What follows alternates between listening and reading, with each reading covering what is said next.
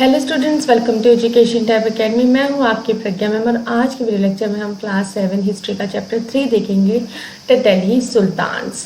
तो ये जो है टॉपिक जो है वो ही इतना इंटरेस्टिंग लग रहा है। तो हमको यहाँ पे जो दिल्ली है उसकी हिस्ट्री जानना है। तो दिल्ली आप सबको पता है अभी क्या है, हमारी कैपिटल सिटी है, इंडिया की क्या है, कैपिटल है। तो ये कैपिटल कब बनी, कैसे बनी, इसके बारे में हमको जानना है, कब से कैपिटल है।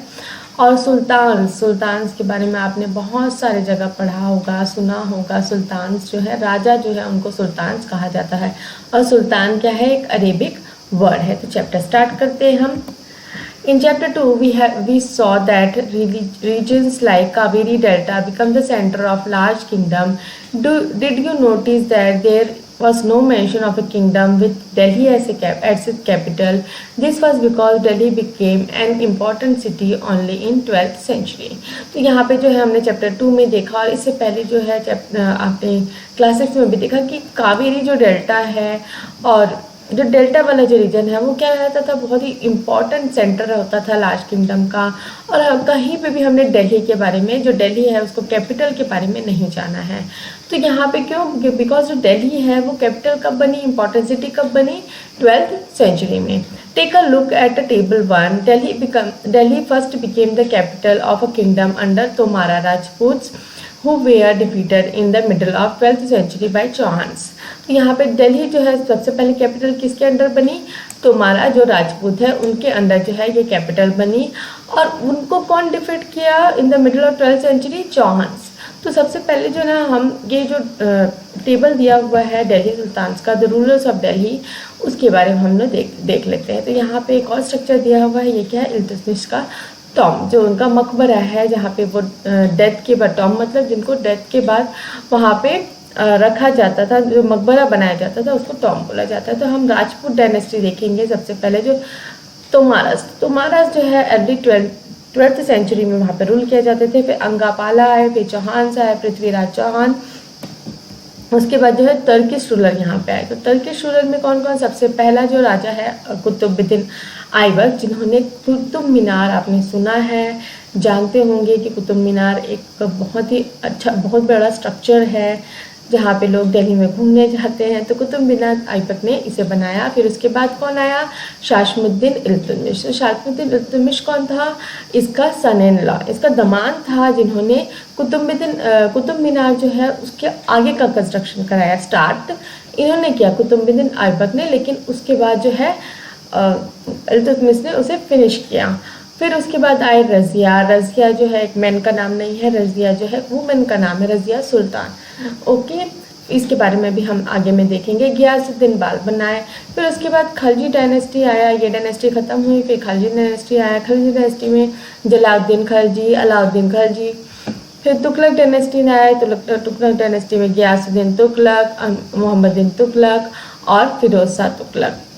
उसके बाद आया सैयद डायनेस्टी, उसमें खजीर खान। और लास्ट में लोधी डायनेस्टी, जिसमें कौन है, बहाउल लोधी। यहाँ तक जो है ये सारे कौन रहे हैं, दिल्ली के रूलर्स रहे हैं। तो यहाँ पे who were defeated in the, ये हमने देख लिया था। It was under the Tomaras and Chauhan that Delhi become an important commercial centre. Many rich Jaina merchants lived in the city and constructed several temples. Coin minted here are called Dehliwal. तो यहाँ पे coin mint किए जाते थे, मतलब बनाए जाते थे। मिंट करना मतलब उसको पिघालना, पिघालने के बाद उसको एक स्ट्रक्चर में डालना, उसको मिंट करना बोलते हैं। तो यहाँ पे जो कॉइन बनाए जाते थे उसको क्या बोला जाता था, दहीवाल, जो बहुत ही ज़्यादा सर्कुलेशन में थे। तो ये जो इम्पोर्टेंट सिटी कब बना, फर्स्ट कैपिटल कब बना, तोमारा राजपूत के अंदर। और तोमारा राजपूत और जो चौहान्स, हमने देखा तोमारा के बाद चौहान्स आए। चौहान्स जो है उनके अंदर जो है ये बहुत ही इंपॉर्टेंट कमर्शियल सेंटर बना। कमर्शियल सेंटर जहाँ पे ट्रेडिंग वगैरह होती है उसे कमर्शियल सेंटर कहा जाता है। तो यहाँ पे बहुत ही रईस, जो रिच जो है जैना मर्चेंट्स रखा करते थे और उन्हें बहुत सारे जो है टेम्पल्स वगैरह बनाए।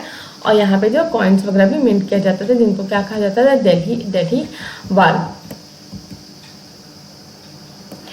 तो यहाँ पे एक छोटा सा मैप दिया हुआ है। तो यहाँ पे फिरोज़ाबाद है, यहाँ पे हौस खौस है, जनपद, दिल्ली, खुआना, कुतुब मीनार कहाँ पे है, तुगलकाबाद, अलीबाबाद। तो यहाँ पे जो कुछ कुछ जो सिटीज़ हैं जो दिल्ली के आसपास, जो दिल्ली जो जिसको मिलके दिल्ली सिटी बनता है, वो अभी भी आपको देखने के लिए मिलेगा। अगर आप दिल्ली गए हैं, दिल्ली में रहते हैं, तो आप जानते होंगे हौस खौस जो है, फिरोज़ाबाद जो है, दिल्ली खुआना जो है, और जहाँ पर ना ये सारे जो हैं आपको अभी भी दिल्ली में देखने के लिए मिलेंगे, जो छोटी छोटी सिटीज़ हैं वो। The transformation of Delhi into capital that control vast area of the subcontinent started with the foundation of Delhi Sultan in the beginning of 13th century. Take a look at table 1 again and identify the 5 dynasties that together made the Delhi Sultans. तो यहाँ पे जो city का जो transformation है, मतलब जो दिल्ली का जो सिटी है उसका जो चेंजेस है, अब इसमें कैसा चेंजेस आ गया, जो दिल्ली है वो कैपिटल सिटी भी बन गई और बहुत सारे एरिया जो है इसके अंडर में कंट्रोल में रहने लगे। जो दिल्ली जो हमारा इंडियन सब कॉन्टिनेंट के जो बहुत सारे एरियाज हैं वो दिल्ली सुल्तानेट के अंदर कंट्रोल में रहने लगे। तो यहाँ पे हमने पहले ही देख लिया है, जो टेबल 1 है उसमें कितनी डायनेस्टीज है, 5 डायनेस्टीज है, और 5 डायनेस्टीज जो हैं वो पूरा मिलके क्या बनाती है, दिल्ली सुल्तानेट। तो यहाँ पे हमने देखा कि जो दिल्ली को कितनी डायनेस्टीज कंट्रोल कर रही है, 5 डायनेस्टीज कंट्रोल कर रही है। 5 के 5 आपको याद रखना जरूरी है। तो Delhi sultan built many cities in the areas that we now know as Delhi. Look at map 1 and look at Delhi, खुआना, सीरी एंड जहान पहलगाम। तो यहाँ पे ये मैप में हम पहले ही देख चुके हैं, और इन्होंने क्या क्या बहुत सारी छोटी छोटी सिटीज़ बनाई हैं, जो सिटीज़ मिलके क्या बनती है, दिल्ली।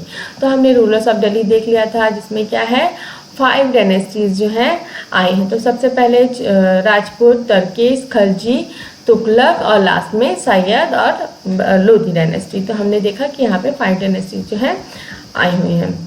उसके बाद देखेंगे finding about the Delhi sultan. तो दिल्ली सुल्तान के बारे में हमको पता कैसे चलता है। All the inscriptions, coins and architecture provide a lot of information, especially valuables are histories, tarikh singular और tawarikh plural, written in Persian, the language of administration under Delhi sultan. तो हमको पता कहाँ से चलता है दिल्ली सुल्तान के बाद, इंस्क्रिप्शंस, कॉइन्स और आर्किटेक्चर हम तो पहले से पढ़ते आ रहे हैं कि इन सब चीज़ों से हमको हिस्ट्री के बारे में पता चलता है। लेकिन एक और वैल्यूएबल इन्फॉर्मेशन हमको कहाँ से पता चलती है, हिस्ट्रीज। तो हिस्ट्रीज कहाँ से पता चल रही है हमको, तारीख या त्वारीख। तारीख मतलब सिंगुलर में है, त्वारीख मतलब प्लूरल में है। और ये कौन से लैंग्वेज में लिखा हुआ है, पर्शियन लैंग्वेज में। तो दिल्ली सुल्तान जो है, दिल्ली के जो सुल्तान है मोस्टली कहते हैं टर्किश, और टर्किश जो है, टर्की जो है वहाँ पे कौन सी लैंग्वेज बोली जाती है, पर्शियन। तो अब जो ये बुक है, जो त्वारीख है, जिसमें उनकी जो हिस्ट्री है उसको लिखा जाता था, जो इवेंट्स वो पास ऑन हो रहे थे उनको मतलब क्रॉनिकल ऑर्डर में लिखा जाता था, तो उनको क्या बोल रहे हैं, उसी को क्या बोल रहे हैं, त्वारीख। अब त्वारीख कैसे लिखा जाता है, देखिए पहले जो है पेपर बनाए जा रहे हैं, देखो प्रेस करके पेपर बना रहे हैं, उसके बाद उस पेपर में लिखा जाता था। फिर उसके बाद जो है गोल्ड से जो इम्पोर्टेंट डेट्स हैं और इम्पोर्टेंट पैसेज हैं उनको जो है हाईलाइट किया जाता था। फिर उसके बाद जो है बुक की बाइंडिंग की जाती थी। The authors of tawarikh were learned man, secretaries, administrators, poets and courtiers. Courtier मतलब राज्यसभा में रहने वाले जो हैं, who both recounted events and recounted events मतलब लाइन बाय लाइन जो इवेंट्स हैं उनको लिखा करते थे, उनको डिस्क्राइब किया करते थे। And advise rulers on the governance, emphasizing the importance of just rule. तो इनके ऑथर्स कौन हुआ करते थे, जो सेक्रेटरीज, जो पढ़े लिखे मैन जो हैं उनके जो सेक्रेटरीज है, एडमिनिस्ट्रेटर्स है, पोएट्स एंड कोर्टर्स होते थे। और जो इसमें क्या लिखा जाता था, जो इवेंट्स हैं जो पास ऑन हो रहे हैं उनको लिखा जाता था। और जो ये लोग जो है उनको क्या एडवाइस दिए जाते थे कि कैसे गवर्न करना है, कैसे राज्य को चलाना है, और राज्य में क्या होना चाहिए, जस्ट रूल मतलब जस्टिस होना चाहिए। जो जैसा वो रूल कर रहे हैं उसमें क्या होना चाहिए, जस्टिस होना चाहिए, किसी के साथ भी कोई अन्याय नहीं होना चाहिए। तो यहाँ पे जो सर्कल ऑफ जस्टिस, ठीक है, सर्कल ऑफ जस्टिस जो है उसके बारे में दिया गया है। तो फकीर मुदबिर रॉट इन 13th सेंचुरी। तो ये कब लिखा गया है, 13th सेंचुरी। और इसे कौन लिखा है, फकीर मुदाबिर ने इसे लिखा है। तो a king can not survive without soldiers and soldiers can not live without salaries come from the revenue collected from peasants, but the peasants can pay revenue only when they are prosperous and happy. This happens when the king promotes justice and honest honest governance. तो यहाँ पे उन king के बारे में लिखा है कि किंग जो है बिना सोल्जर्स के रह नहीं सकता, और सोल्जर्स जो है सैलरीज पे सर्वाइव करते हैं, और सैलरीज कहाँ से आते हैं, रेवेन्यू जो कलेक्ट करा जाता है पीजेंट्स, जो खेती किसानी करने वाले जो किसान हैं उनसे जो रेवेन्यू कलेक्ट किया जाता है वहाँ से आता है। और जो किसान है वो जो है ये टैक्सेस जो है, ये जो रेवेन्यू जो है वो तभी देंगे जब वो उनके पास वो चीज़ है, वो प्रॉस्परस है, वो रिच है, तभी वो देंगे, और वो खुश है तभी वो देंगे। और ये तभी मुमकिन है जब किंग जो है जस्टिस और एक ऑनेस्ट गवर्नेंस को प्रमोट करे। उसके बाद देखेंगे keep the following additional details in mind, और ये जो डिटेल्स है हमको अपने दिमाग में रखना है। तो पहला क्या है, the authors of tawarikh lived in cities mainly Delhi and hardly ever in villages. तो ये जो तौरीक लिखने वाले जो ऑथर्स हैं वो क्या है, सिटीज़ में रहते आए रहे होंगे, तो उन्होंने जो कॉमन पीपल है, जो गांव में रहने वाले लोग हैं, उनके बारे में कुछ भी डिस्क्रिप्शन नहीं दिया है।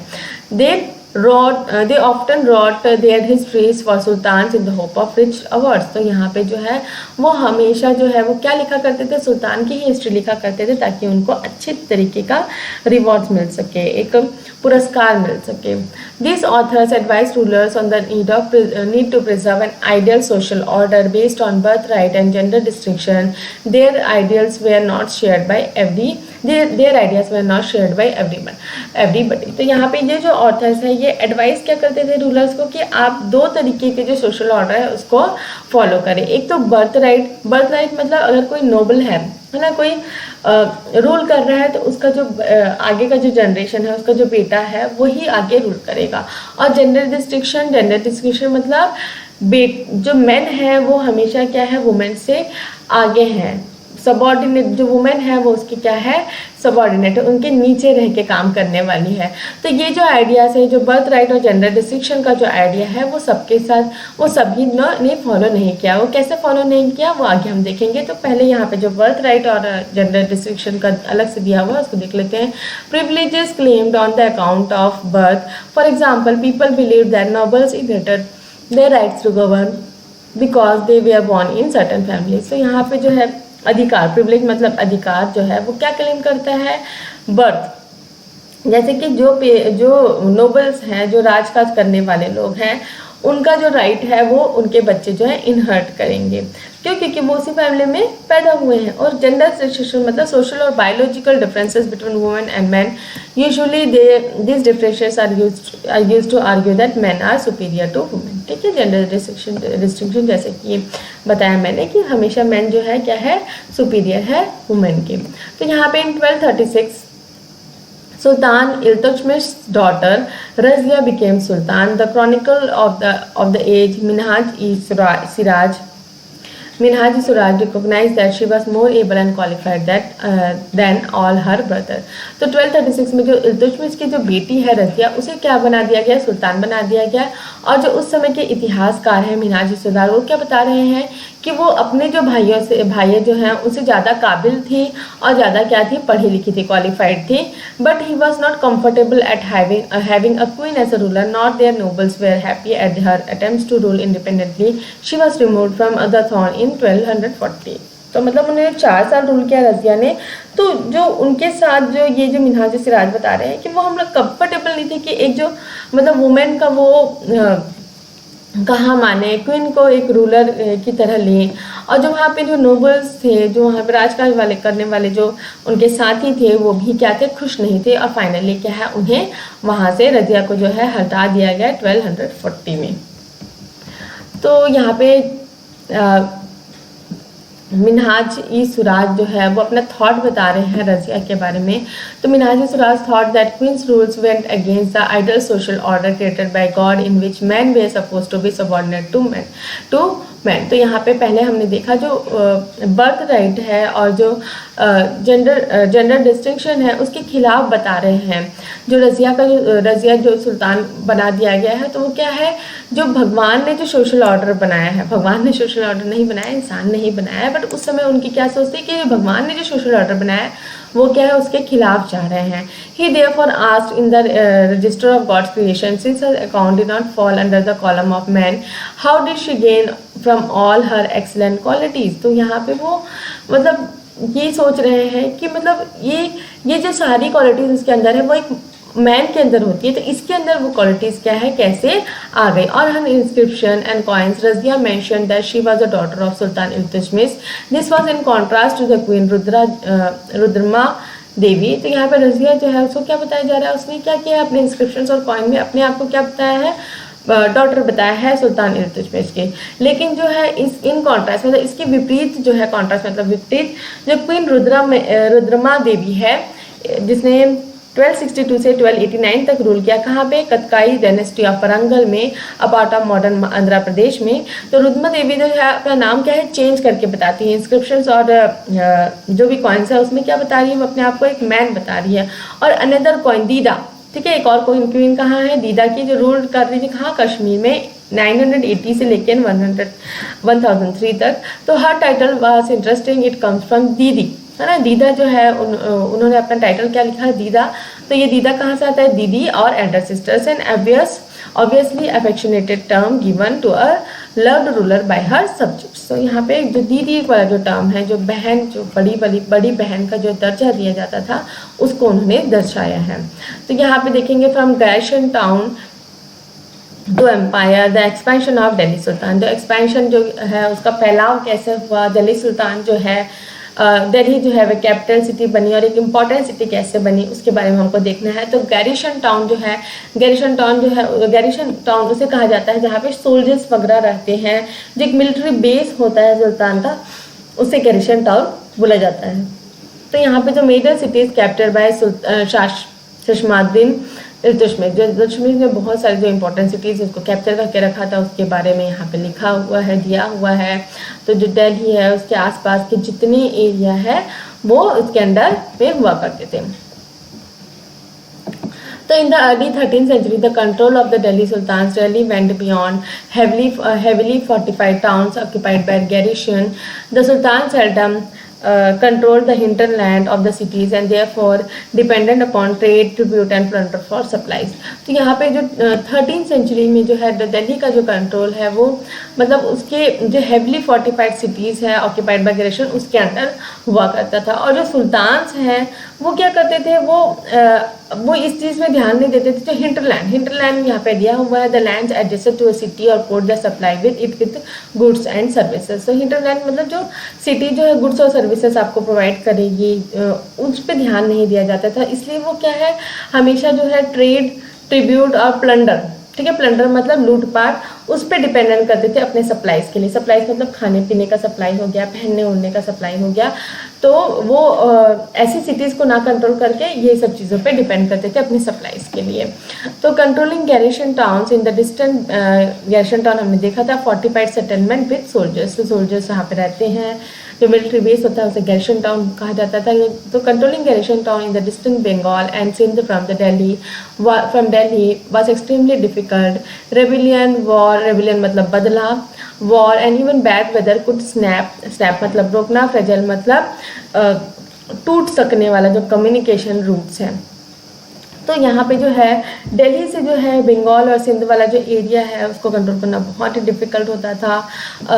तो जो कम्युनिकेशन है, जो गैरिसन टाउन्स है, मिलिट्री बेस है, वहाँ से कम्युनिकेशन भी क्या हो जाता था, टूट जाता था। कब, रेबिलियन, वॉर और बैड वेदर के कारण में। तो Delhi authority was also challenged by Mongol invasions from Afghanistan and by governors who rebelled at the sign of sultan's weakness. तो दिल्ली सुल्तान जो है उनको क्या क्या चैलेंजेस फेस करना पड़ते थे, एक तो मंगोल्स का इन्वेशंस, ठीक है, जो अफगानिस्तान से आते थे, और जो गवर्नर्स हैं जो देखा करते थे कि हाँ सुल्तान अब वीक हो रहा है तो अब हमको हमला कर देना चाहते थे। तो जो गैरिसन टाउन से कम्युनिकेशन क्यों इम्पोर्टेंट है, क्योंकि अगर कहीं हमला हो रहा है, दिल्ली सुल्तान में कहीं से हमला हो रहा है, तो वो जो मिलिट्री बेस जो सुल्तान ने बना के रखे वहाँ तक कम्युनिकेशन पहुँचाना बहुत ज़रूरी है, तभी तो वहाँ से सोल्जर्स आएंगे।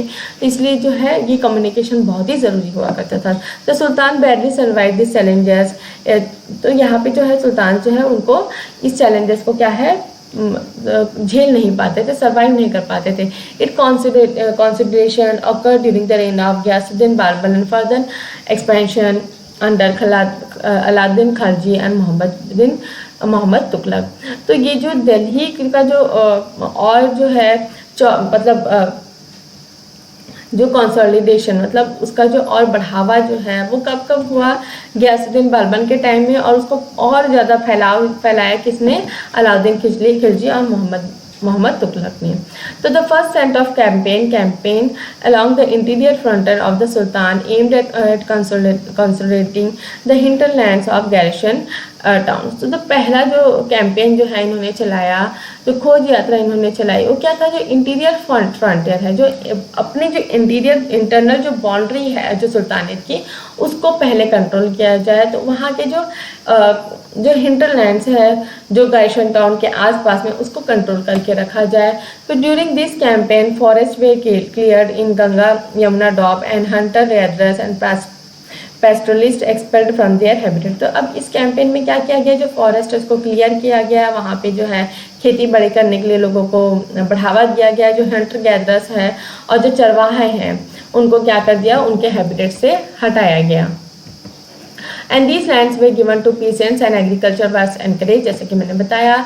New forts garrison towns and towns were established to protect trade routes and to promote regional trade। तो यहाँ पे नए जो है फोर्ट्रेसेस मतलब किले बनाए गए, टाउन्स बनाए गए, गैरेशन टाउन बनाया गया और सिंपल टाउन्स भी बनाए गए। तो सेकेंड एक्सपांशन, तो ये फर्स्ट एक्सपांशन हुआ जिसमें क्या है, इंटीरियर जो बाउंड्री है उसके अंदर जो एक्सपेंशन किया गया, और सेकेंड एक्सपांशन जो है occurred along the external frontier of the sultanate। तो अब जो है सुल्तानेट के बाहर जो है एक्सपेंशन की तैयारी हो रही है। तो military expeditions into the southern India started during the reign of Alauddin Khilji and culminated with Mohammad Tughlaq. तो यहाँ पे जो है पहले जो मिलिट्री एक्सपेडिशन है वो स्टार्ट कब हुआ, साउथ इंडिया के तरफ स्टार्ट कब हुआ, अलाउद्दीन खिलजी के टाइम में, और ख़त्म कब हुआ, समाप्त कब हुआ, मोहम्मद बिन तुगलक के टाइम में। क्यूमुलेटिव मतलब समाप्त करना। In their campaign Sultanate armies captured elephant, horses, slaves and carried away precious stones। तो ये जो कैंपेन है, ये जो खोज यात्रा है, उसके समय क्या करते थे जो सुल्तान जो है वो क्या क्या कैप्चर करते थे, एलिफेंट्स को, हॉर्सेस को, स्लेव्स को, जो गुलाम है उसको, और जो प्रीशियस स्टोन है उसको भी लूट पाट करके ले जाया करते थे। By the end of Mohammad bin Tughlaq reign 150 years after somewhat humble beginnings, the armies of the Delhi Sultans had marched across large part of subcontinent. They have defeated rival armies and sized cities. Sultan collected tax from the peasantry and dispensed justice in its realm, but how complete and effective was its control over the vast territory? तो जो मोहम्मद बिन तुगलक के जो राज्य है उसके and तक आते आते मतलब 150 ईयर्स के अंदर जो है जो आर्मीज है सुल्तान की, वो कहाँ कहाँ मार्च कर गई थी, बहुत ही लार्ज पार्ट जो है सब कॉन्टिनेंट का वहाँ मार्च कर चुकी थी। और उन्होंने क्या है अपने जो राइवल आर्मीज़ हैं और जो सिटीज़ हैं उनको मतलब राइवल आर्मीज़ को क्या है उन्होंने डिफीट कर लिया था, हरा दिया था, और काफ़ी सारी सिटीज़ को अपने अंडर रख लिया था, साइज मतलब कब्जा करना। और जो सुल्तान है वो क्या करते थे, टैक्सेस कलेक्ट करते थे जो पीसेंट्री है उनसे, पीसेंट्री मतलब फार्मर्स जो खेती बाड़ी करते हैं, और उनके राज्य में क्या हुआ करता था, जस्टिस भी हुआ करता था। तो Alauddin Khalji's campaign into south India, तो देखेंगे यहाँ से दिल्ली से कहाँ जा रहे हैं, गुजरात, चित्तौड़, रणथंभौर, वरंगल, देवागिरी से फिर जो है साउथ में थांजवूर तक वहाँ पे यहाँ तक उनका जो है खोज यात्रा थी। अब उसके बाद देखेंगे यहाँ पे आपको स्ट्रक्चर दिख रहा है। अगर आपको थोड़ा बहुत भी मतलब हिस्ट्री में इंटरेस्ट है, थोड़ा बहुत आप नॉलेज रखते हैं, तो आपको ये क्या दिख रहा है, कुतुब मीनार के जैसे ये कुतुब मीनार है, ठीक है। तो इसके बारे में हमको देखना है। ख्वात अल इस्लाम मॉस्क एंड मीनारेट, तो इस्लाम मॉस्क होता है, मॉस्क आप सब लोग जानते हैं, जहाँ पे मुस्लिम जो है अपना पूजा करने के लिए जाते हैं उसको मॉस्क कहा जाता है। और मीनारेट उसके पास ही में एक ऐसा लंबा सा जो स्ट्रक्चर रहता है उसे हम क्या कहा जाता है, मीनारेट। तो minaret build during the last decade of the 12th century। This was related mosque, कॉन्क्लेटेड मतलब जहाँ पे एक सभा बैठाई जाती थी उसको, उस मॉस्क को। और the first city build by Delhi sultan described in the chronicles as Delhi ख्वाना। The mosque was enlarged by Iltutmish and Alauddin Khalji. The minar was build by two sultans Qutb bin Aibak Qutbuddin Aibak and Iltutmish. तो यहाँ पे एक मॉस्क बनाया गया है, बहुत ही बड़ा, क्या है उसका नाम, कुव्वातुल अज़्म। तो ये मॉस्क को किसने बनाया है, इल्तुतमिश और अलाउद्दीन खिलजी ने। और ये मीनार जो है कुतुब मीनार जिसके बारे में बात कर रहे हैं, उसे किसने बनाया है, कुतुबुद्दीन ऐबक ने स्टार्ट किया। और उसकी जो लास्ट स्टोरी है, 5th स्टोरी जो है, उसको इल्तुतमिश ने बना के कंप्लीट किया। तो यहाँ पे हम देखेंगे मस्जिद। मस्जिद मतलब mosque. A mosque is called a masjid in Arabic. तो मस्जिद जो है वो कौन सा वर्ड है, अरेबिक वर्ड है। Literally a place where Muslim prostrates in reverence to Allah. prostrates मतलब जहाँ पे सिर झुका के, आपने देखा होगा मुस्लिम जो है कैसे पूजा करते हैं, अपना हेड जो है पूरा डाउन कर लेते हैं अर्थ को। तो यहाँ पे जो उस तरीके की जो वो अपने भगवान को, अल्लाह को जो है एक उनको फरियाद करने के लिए, उनको उनके पूजा करने के लिए, उनको इज्जत देने के लिए जो है इस तरीके से झुक के पूजा करते हैं। और इन कॉन्ग्रेगेशनल मॉस्क जो है ना, जहाँ पे सभा वगैरह होती है, मस्जिद ई जामी और जामा मस्जिद, मुस्लिम रीड्स प्रेयर्स, नमाज जो है वो इकट्ठा पढ़ा करते हैं। तो members of the congregation choose most respected learned man as a leader. तो यहाँ पे वो अपना जो सभा है उसमें से जो सबसे ज़्यादा रेस्पेक्टेड और लर्नड मैन है उसको क्या बनाते हैं, अपना एक लीडर बनाते हैं, जिसे कहा क्या जाता है इमाम। For ritual prayers and he also delivered the sermon खुतबा ड्यूरिंग फ्राइडे प्रेयर्स। मतलब जो उपदेश वगैरह है वो फ्राइडे प्रेयर्स के दौरान वही दिया करते थे, कौन, इमाम। तो during prayers Muslim stand facing Mecca. In India this is to the west and this is called क्यूबला। तो यहाँ पे प्रेयर्स के समय जो है मुस्लिम जो है किस दिशा में खड़े होते हैं, जो मक्का जो है जहाँ पे हज करने जाते हैं, जो मक्का जो है वहाँ उस डायरेक्शन में उनको खड़ा होना चाहिए। तो कौन सा डायरेक्शन होता है, वेस्ट डायरेक्शन में उनको खड़ा रहना चाहिए, जिसको क्या बोला जाता है, क्यूबला। तो यहाँ पे देखेंगे Begumpuri mosque built in the reign of Mohammad bin Tughlaq was the main mosque of Jahanpanah the century of the world, his new capital of Delhi. तो यहाँ पे एक मॉस्क दिख रहा है, ये कहाँ का है, बेगमपुरी मॉस्क, जिसे किसने बनाया है, मोहम्मद बिन तुगलक ने। और यहाँ पे देखेंगे the Delhi Sultan built several mosques in the cities all over the subcontinent. This demonstrated their claims to be protectors of Islam and mosques. The mosque also helped to create the sense of community of believers. तो यहाँ पे जो Delhi sultan जो है उन्होंने काफ़ी सारे mask बनाए पूरे जो सब कॉन्टिनेंट वहाँ पे, और क्या दर्शाने के लिए कि वो क्या है, प्रोटेक्टर्स हैं इस्लाम और मुस्लिम्स के। और मॉस्क जो है ये भी दर्शाते थे कि वो एक कम्युनिटी जो है, उनकी जो कम्युनिटी है उनको बढ़ावा देने वाले हैं। Who shared a belief of system and code of conduct. It was necessary to reinforce this idea of community because Muslim came from a variety of background. तो ये जो है एक एकजुटता की ज़रूरत क्यों थी, क्योंकि मुस्लिम जो है बाहर से आए हुए थे, उनको यहाँ पे अपना कब्जा भी जमाना था, अपना जो कम्युनिटी है उसको बढ़ावा भी देना था, और एक मतलब भाईचारे की भावना भी वो बढ़ाना चाहते थे। तो यहाँ पे ये वाला मॉस्क जो है वो मोती मस्जिद है, इसे किसने बनाया है, सिकंदर लोधी ने। और यहाँ पे मॉस्क ऑफ जमाइला कमाली बिल्ट इन लेट 1520। तो यहाँ पे एक और मॉस्क है, वो कौन सा है, मॉस्क ऑफ जमाइला। तो आज की वीडियो लेक्चर में हम इतना ही देखेंगे, आगे का चैप्टर जो है हम नेक्स्ट सेशन में देखेंगे। तो मैं होप करती हूँ कि जो वीडियो लेक्चर है आपको समझ में आया होगा। अगर वीडियो समझ में आते हैं, पसंद आते हैं, तो वीडियो को लाइक शेयर करें, कमेंट करके बताएं अगर आपको कोई भी डाउट है या कुछ इम्प्रूवमेंट की ज़रूरत है। और अगर वीडियोस पसंद आते हैं तो चैनल को सब्सक्राइब कर लीजिए, बेल नोटिफिकेशन को भी ऑन कर लीजिए, ताकि मैं जब भी नए वीडियोस डालूँ तो आपको नोटिफिकेशन मिल सके। Thanks for watching my video.